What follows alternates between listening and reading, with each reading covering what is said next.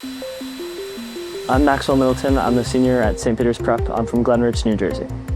I got involved with robotics during my sophomore year. I decided to join because I figured it would be a fun way to sort of explore engineering.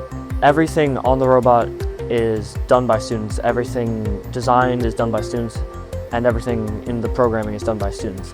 So oftentimes in order to learn stuff, we teach each other. We have lessons in computer-aided design, we have lessons in programming, and we have lessons in wiring, and also how to use the tools in the machine shop.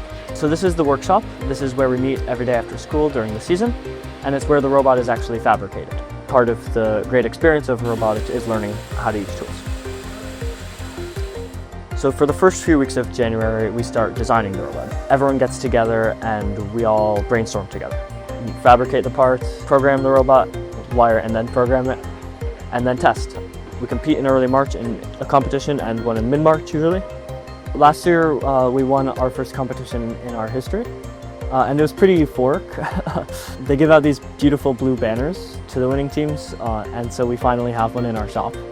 Some of the games are pick and play, some of them involve shooting objects, but this year we had to pick up these game pieces, and they were short tubes, and place them on what looked like a coat rack.